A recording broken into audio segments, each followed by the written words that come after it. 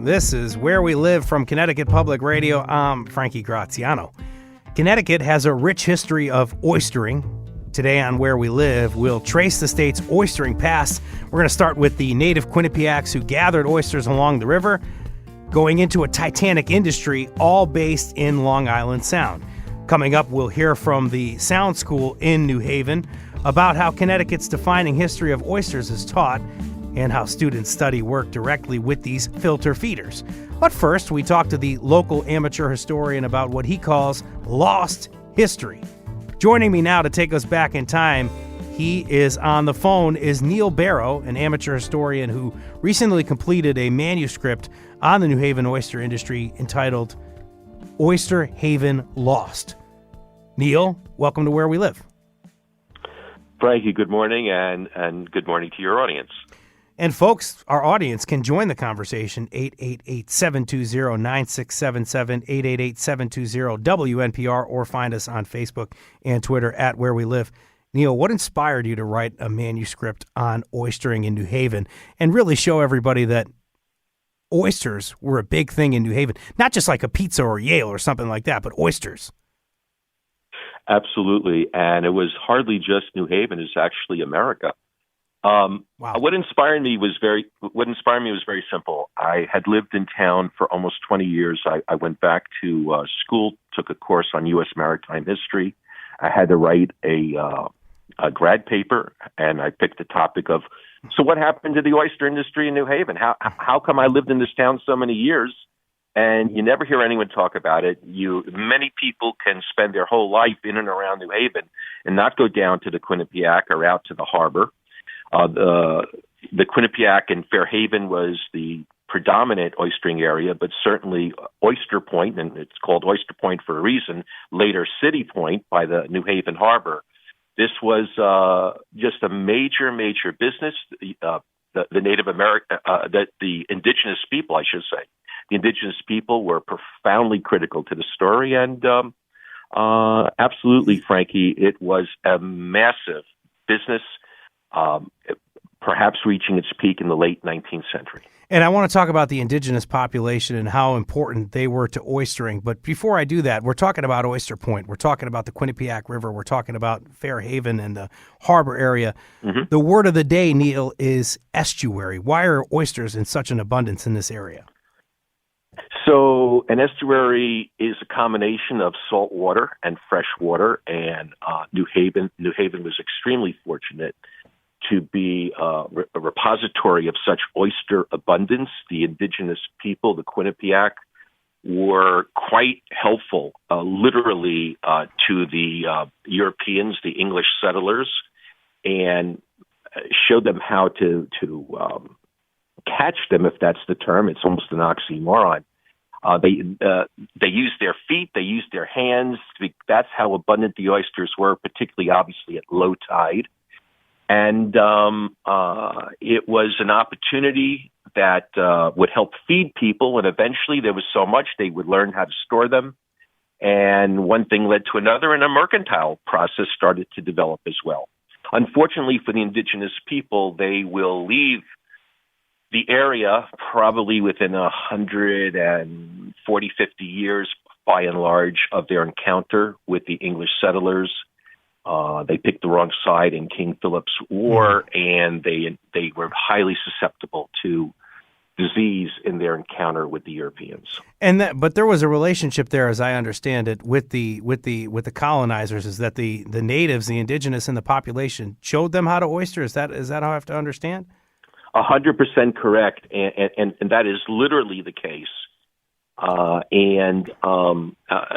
Without that enormous impact by the Quinnipiac, who knows whether the English settlers would have had the capacity to have even understood what the opportunity was. So it's a great tribute, and one of the stories that emerges is that Sleeping Giant. How does Sleeping Giant emerge? Well, supposedly Sleeping Giant, as the story is told by the Quinnipiac, would love to eat oysters out of New Haven Harbor, but was quite harsh to the human beings and was punished, and so therefore was turned into the sleeping giant we're so familiar with today.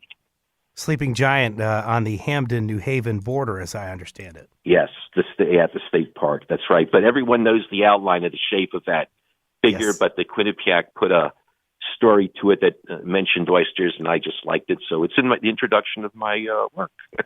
Hey, can you give our listeners a sense of how central oysters were really in the mid-1800s, like the scale and scope of the dish, and Connecticut's role, I guess, in defining that? Yeah. Absolutely. Thank you, Frankie. It was just an enormous, it helped to build Fairhaven.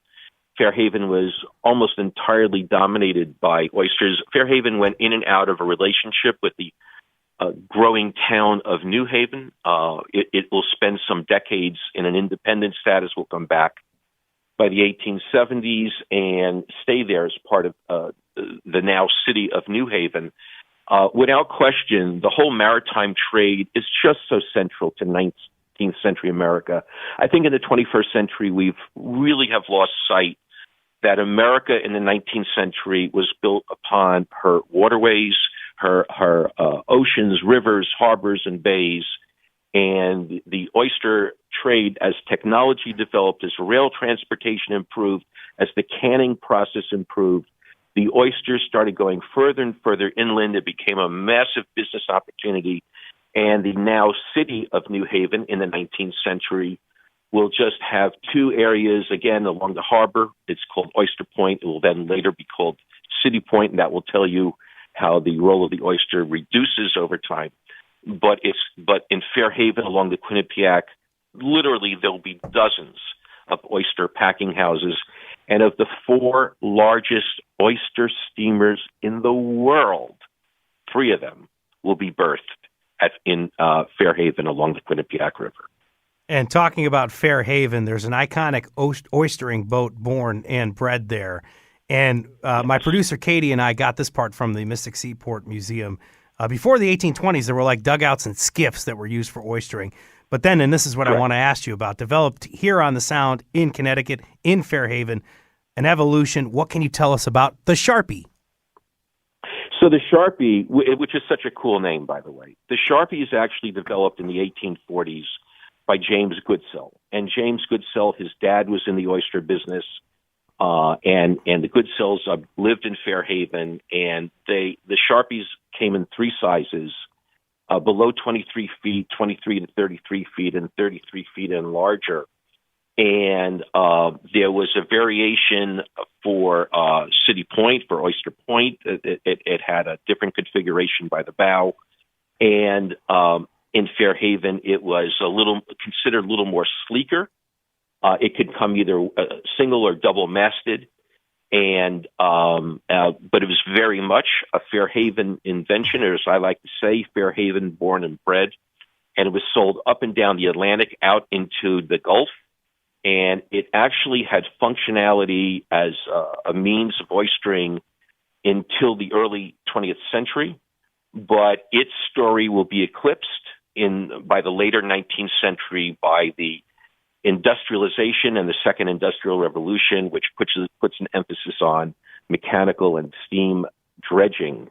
And the Sharpie just wasn't big enough to handle that, and its production will be far, far eclipsed by the gigantic oyster steamers, which will also be disproportionately in New Haven and in Connecticut. As you said earlier, so there you go. It's a great story of the Sharpie, and it's still in the romanticized, idealized image of 19th century oystering. It's not the bulky steamer. It's the sleek little Sharpie that captures the imagination. Oh, my God. I love the way that you put it at the end there. And if you keep listening, after you're done with us, we're going to have some guests that are going to talk about maybe a little revitalization project with the Sharpie. But I'll get to that later. I want to ask you in particular. And those guys are great. I know those guys, and they're great. The great Sound School folks that we'll be talking to in a little bit. But you talked about oystering kind of going further inland, or at least, not oystering, but people eating oysters. Right. I think you have menus throughout your manuscript to illustrate the popularity of this dish. How are people eating oysters in the 1800s? What do you have any kind of menus? That's a fabulous question. I'm sorry, Frankie. That's such a fabulous question because there's a website I quote from Michigan State. I believe it's a grad student who compiled the data how in 1871, now picture this, everyone can picture where Michigan is on the map, right? So in 1871, at one of their graduation exercises, the oysters came from the Atlantic coast all the way to Michigan, and they were still served fresh. And it was, not a casual process. The technology was always evolving. Refrigeration was always evolving. But eventually, not only were oysters being served in Michigan, they were being served in the entire continentalization of the United States, the Rocky Mountain states, the Dakotas, Eastern oysters, and in point of fact, Connecticut oysters, in point of fact, New Haven oysters, were being sent even to California because they took well to California waters, and the Californians were finding that their own native Pacific oysters were not breeding as well as they wanted. So, and that would be 15 days going on railroads.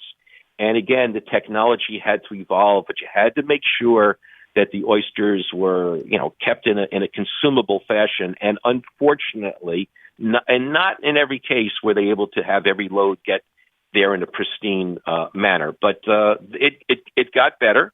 And oysters eventually from Connecticut oysters at one point, Frankie, represented something close to 75% of all oysters imported by the Europeans from America were coming from Connecticut.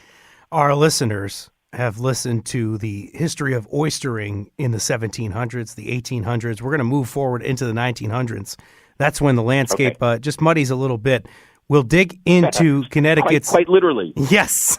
We'll dig into Connecticut's oyster industry, the issue of pollution and subsequent regulation with local historian Neil Berro after a quick break, plus how the Sound School in New Haven has a hands-on approach to teaching this. You can join in on the conversation, 888-720-9677, 888-720-WNPR, or find us on Facebook and Twitter at Where We Live.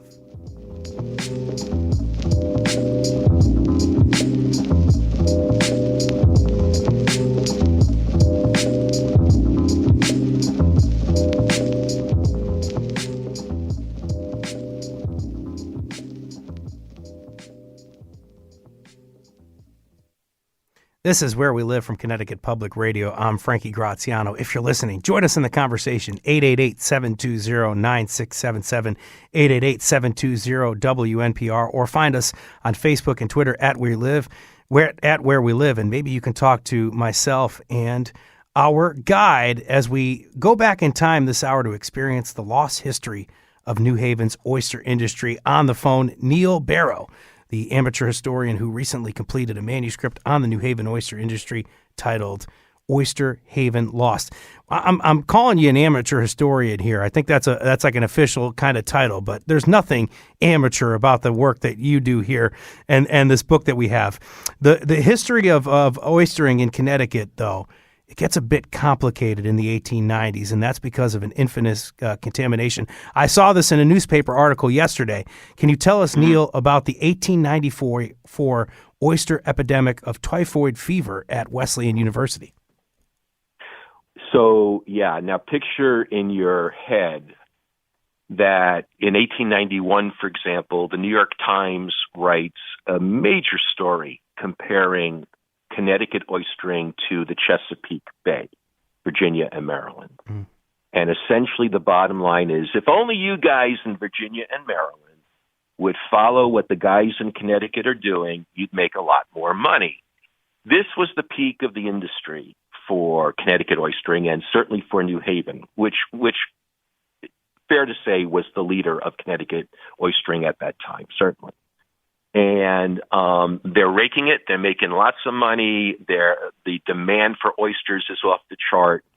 And by any measurement, they're just doing great. And so imagine any business in any era is at the top of their game.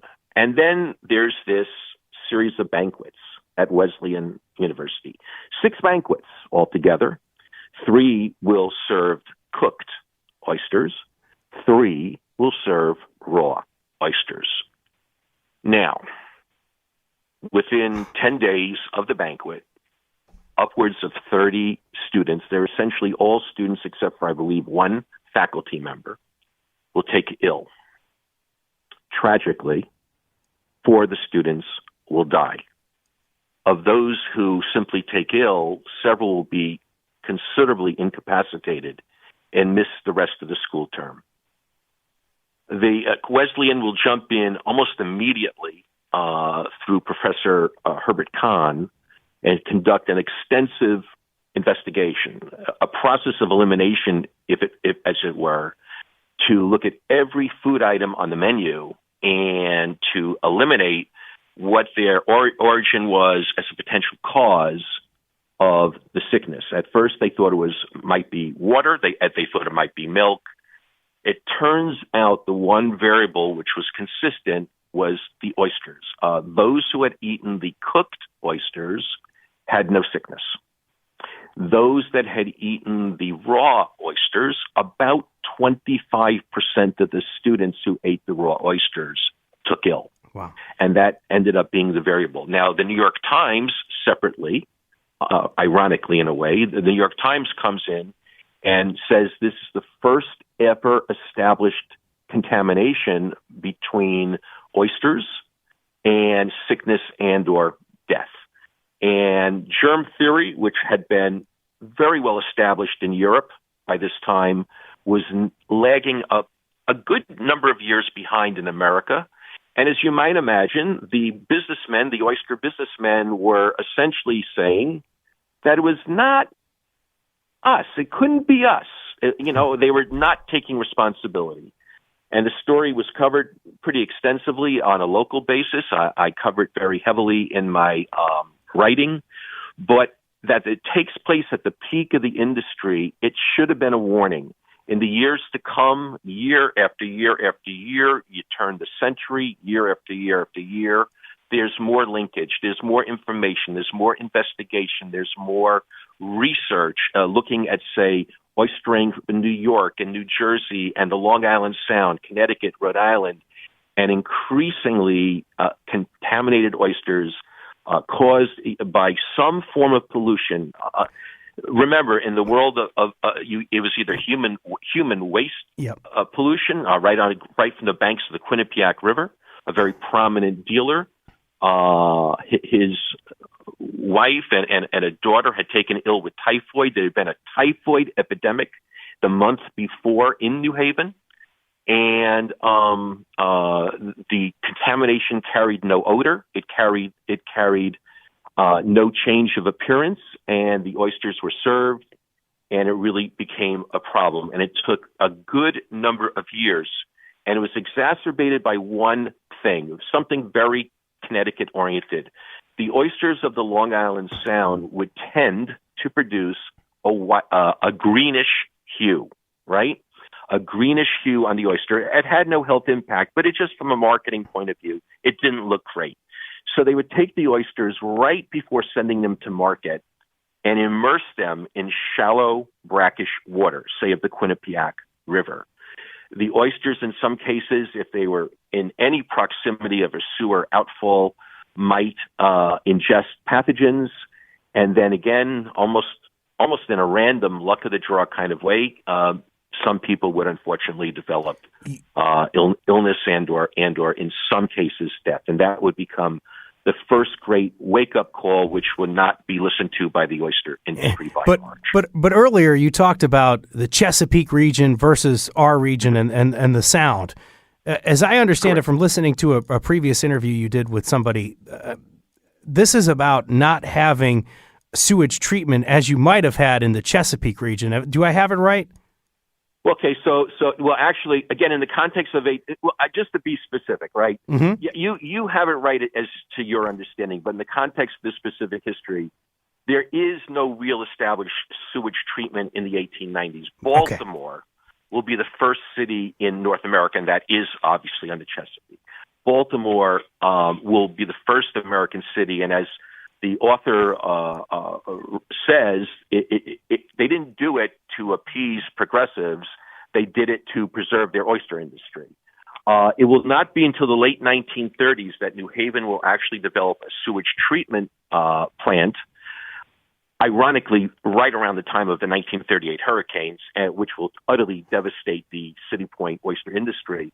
But New Haven was one of the first cities to have a sewerage, but not waste treatment. And unfortunately, to this day, Bridgeport and New Haven are still finalizing their upgrades to their hybrid system of sewage treatment, which can create some issues.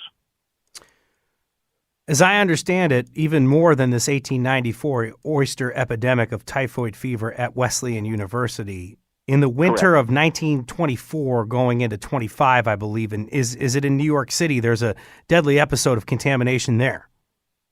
More deadlier, as I understand it. Well, in fact, the worst ever foodborne contamination in the history of the United States. Wow. It will be Chicago, New York, and Washington, D.C. By the 1920s, the roaring 20s, much of the trade has the once poor people's food of the 19th century, and also rich person's food too. It's now really beginning to transition to the restaurants. And oysters from actually the New York side of the Long Island Sound are sent off to restaurants in Chicago, restaurants in D.C., restaurants in New York City. The net result will be 1,500 people will be hospitalized, 150 people will die. And it will essentially, the Midwest of the United States will cease any taking of oysters from the Atlantic coast. The Chesapeake Bay, hundreds of miles from Connecticut, no one will even take Chesapeake Bay oysters. And the oystermen will go begging to the federal government saying, please, please, please, please, please, we need real regulation, real oversight, real control. And not that there's any silver lining from that horrible tragedy, but a process of far more meaningful implementation, regulation, and actual working together between the industry and government will start setting standards that will dramatically improve the healthfulness of oysters taken out of waters. Neil Berro giving us quite the tour of the New Haven oyster industry at this hour. 888-720-9677, 888-720-WNPR is a way you could reach us if you want to talk to us right now.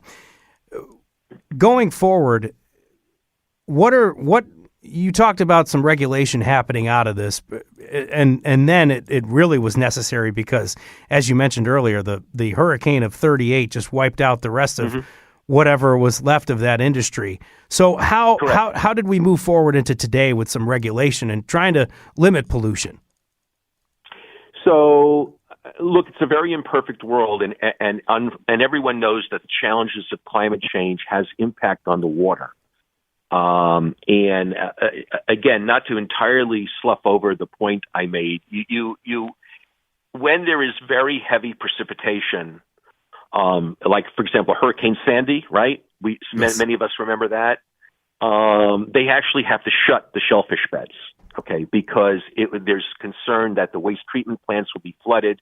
Therefore, the waste has to go into the sound for some period of time.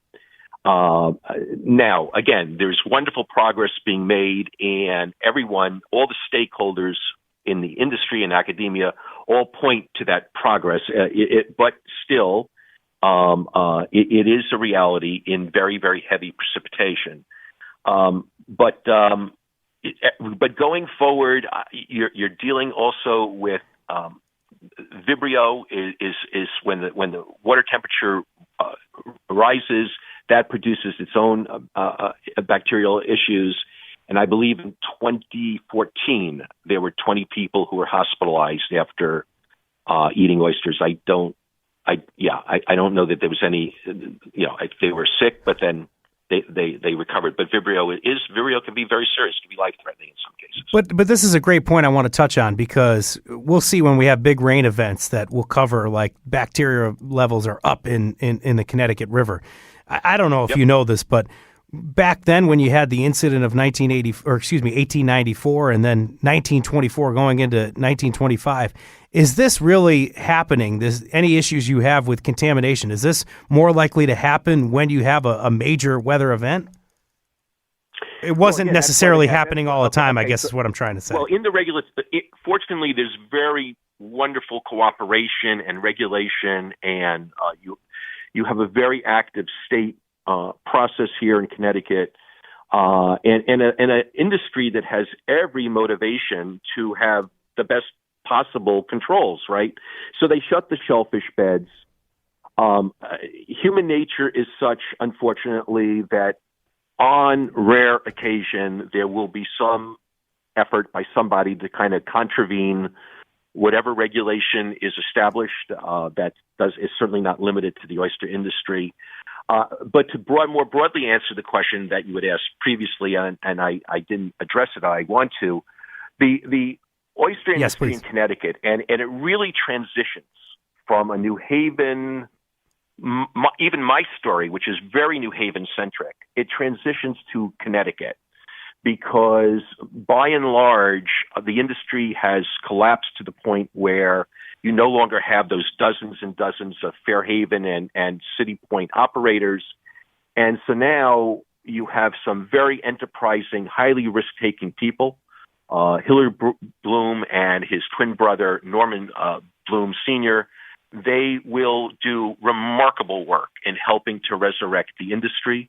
The Bloom name carries forward in multi-generational oystering on both sides of the twins' families, and they are quite the important players in the industry. And Copp's Island oysters, I would imagine.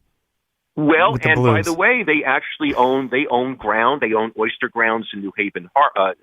Norman Jimmy Bloom, Copp's Island, own oyster grounds in New Haven Harbor. They own some oyster land right adjoining the Quinnipiac River. And every so often, those gigantic mounds of oyster shells, they're taken out dumped into the Long Island Sound, and they serve as a substrate for spawning. Neil, we got 1 minute left, so our listeners, I want to give them a glimpse of what we're talking about here. Talk about this briefly. They can go with you right on the Quinnipiac to the place where oysters grow in abundance in Connecticut for a walking tour, as I understand it. Well, I've done walking tours, but there's nothing scheduled imminently in that regard. And I just have to say though that we had about 50 people on a walking tour last fall, and some of them had zero background or even interest in the specific topic of oysters. But you know what? They began to see a connection to the world around them, and they got interested. So I think oysters are a remarkably important and interesting Connecticut topic. I really do. And really quickly, where can they find out about a tour if it does pop up? Well, there is absolutely nothing on the books right now, so there's nothing I really can add on that. But thank you for that. I just hope that there is a growing interest in the topic. It's a part of their history of where they're living in many cases. Neil Berro, thank you so much. The manuscript is entitled Oyster Haven Lost. Thank you for joining us. Thank you, Frankie, and have a great morning. Coming up, we'll hear from the Sound School in New Haven, where students encounter oysters and other filter feeders in the wild. You can join the conversation, 888-720-9677, 888-720-WNPR. Find us on Facebook and Twitter at Where We Live.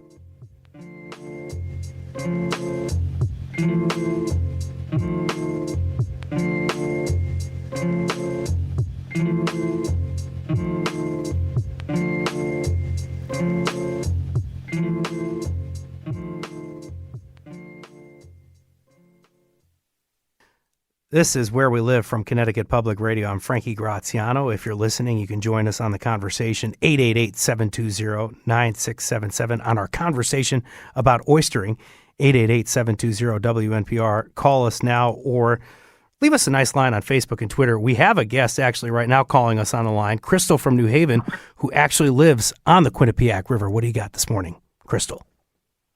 Hey, good morning. Can you hear me? I can hear you. Good morning, Crystal. Okay, good morning. We have a little bit of a hold situation there. Can you still hear us, Crystal? We have an issue with the phones. I apologize for that, our guests here. We had to drop a caller to bring in back another one. Crystal, are you there? Can you hear us? Yes, I'm there, but there's some really loud beeping. We're gonna drop your call for now and then try to get back with you, Crystal. Again, this is Where We Live from Connecticut Public. I'm Frankie Graziano. If you're listening, I want to know if you learned from Connecticut's rich maritime history in school.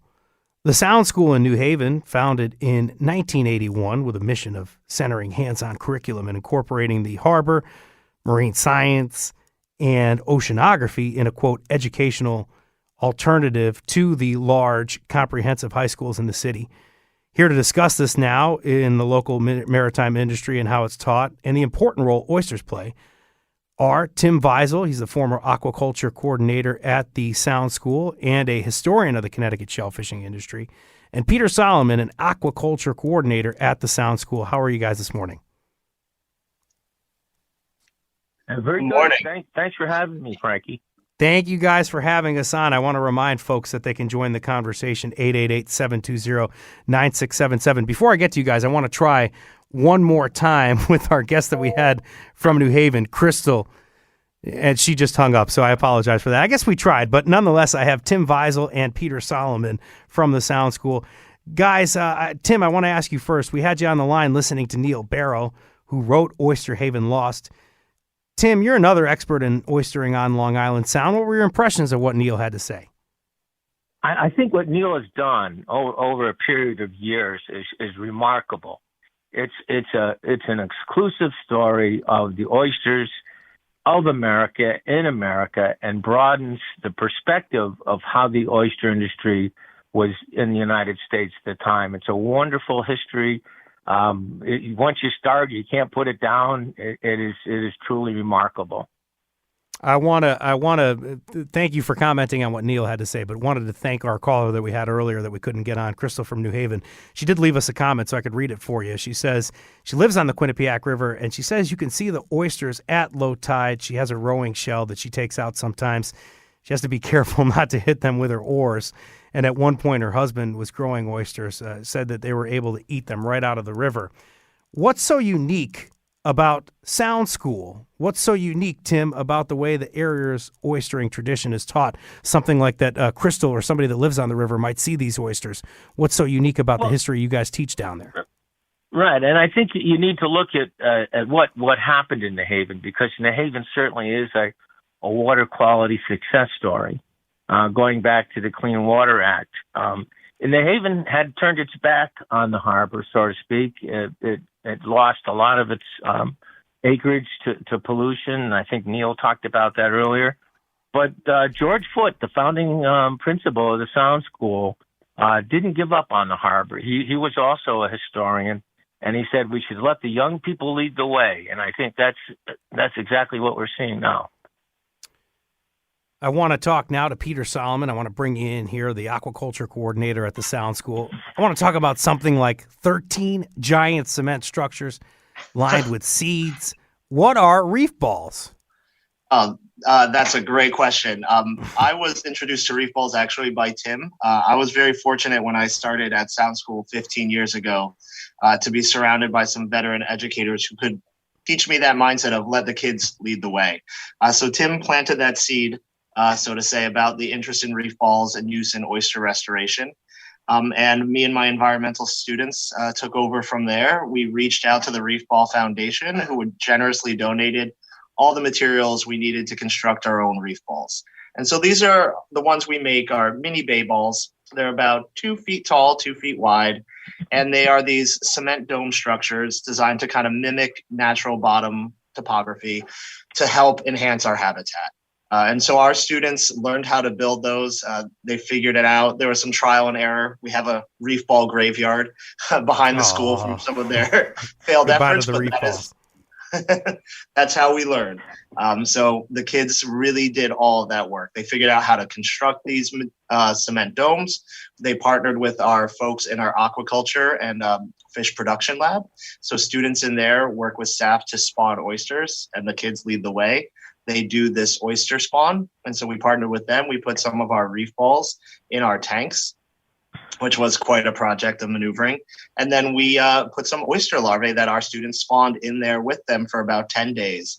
And that just really increased the likelihood of getting oysters to settle and set on the reef ball. And so as an oyster goes through its development, they're kind of this free floating larvae, and they become a spat, as we call it.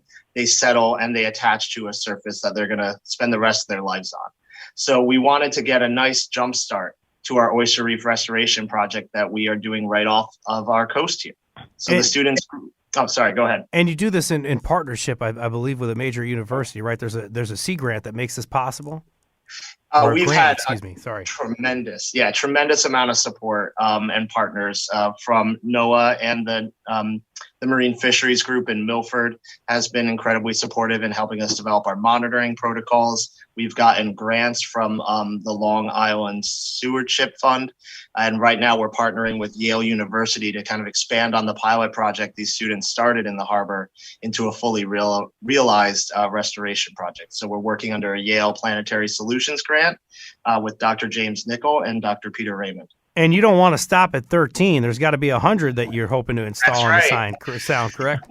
Exactly. So the 13 kind of became our pilot project. It was, can we do it and will it work? And the results from that, some of my students recently presented on. They were at a New England Estuary Research Society meeting, and my students presented on kind of looking back over 5 years on the ecological succession that occurred on our pilot project, the success we had with the growth of the oysters, but also the impacts it had on local biodiversity. And comparing that to a control site that didn't receive the treatment from those students, we really are able to see that if we build this reef, we can really have that positive impact through habitat creation on the overall ecosystem. So we're targeting, like you said, actually 100 structures to go from our small little pilot project to hopefully a self-sustaining reef over time. Earlier, I teased this when I was talking to Neil Berro, but the Sharpie conversation doesn't stop with Neil Berro. Are you guys trying to restore a Sharpie? Absolutely. I could talk all day about some of the amazing stuff the faculty and students at Sound School have going on. And one of those projects that is, I think, in a tremendous story involves one of my other teacher mentors, Neil Geist. Neil was a student at Sound School back in its first several years. I think he's an alumni from '88. Sorry, Neil. And part of his work there was they built a New Haven Sharpie called Tenacious. And so the students constructed that boat. Over the past few years, wear and tear have kind of caught up. And so now Neil is the teacher heading our marina operations and construction program. He is working with our students right now to restore Tenacious to her former glory. So hopefully she'll be sailing, and we'll have that New Haven Sharpie back on the water this spring. Sharpie's big in the late 1800s and the early 1900s, as I understand it. An example of trying to weave local history into the programming at the Sound School. Why do you care about oystering history, and why is this so important to the students? Or to teach the students, excuse me. One thing that I think we're very proud of at the Sound School is purposeful learning, and giving the kids something that's part of their community and their history and their culture really helps them engage in what we're doing. So they see the authenticity of it. They see the impacts of the work they're doing, and they also get to see the context that work exists in. So knowing that they're part of this lineage, this legacy, that they're working to restore something in their own backyard, and that they can see the positive impacts of that really makes the learning experience so much more valuable. You guys call this an exciting alternative to some of the other area high schools. I'll give you guys each a minute. I'll start with you, Tim. Why should people go to the Sound School? Why should kids go there? I think the Sound School offers unique opportunities for students who like to experience the learning. Many times educators use the term hands-on, and our ASTE, our agriculture education model, is learning by doing, and that's exciting for young people. It's very rewarding. They see the effort, pay off and can experience it. It makes the learning more concrete. And what about you, Peter? What do you have to say about why kids should go to the Sound School? I love it here. I have been a part of Sound School since I was in middle school when I became a summer camp student here. It is really this unique little school on the water and we have this faculty and students that are united by common interest in what we do. So you really get to build relationships between the students and the faculty, and they get to be engaged in these hands-on learning experiences. And briefly, the point is that they do this way before their senior year of college, right? Which is when they would normally maybe get this experience. Absolutely. So when my students were presenting, they won actually an undergraduate award for oral presentation. So they were the only high schoolers there presenting at a conference that is for professional researchers and undergraduate level research as well. So they get to be engaged in that. And our students every day here are learning how to scuba dive, how to sail, how to row and operate safely on the waterfront, and all the skills associated with that. So there's very few places in the world where you have those opportunities. You can see some of these students on our website. More information and photos of students diving in the reef ball projects on our website at ctpublic.org/where we live. That was Peter Solomon, aquaculture coordinator at the Sound School, and Tim Weisel, a historian of the Connecticut shell fishing industry and former Sound School coordinator. Peter, Tim, thank you for joining us, guys. No problem. Thank you. I'm Frankie Graziano. Today's show produced by Katie Pellico. She did a great job today. Our technical producer is Kat Pastor. Download Where We Live anytime on your favorite podcast app. Thank you guys for tuning in. Happy Friday.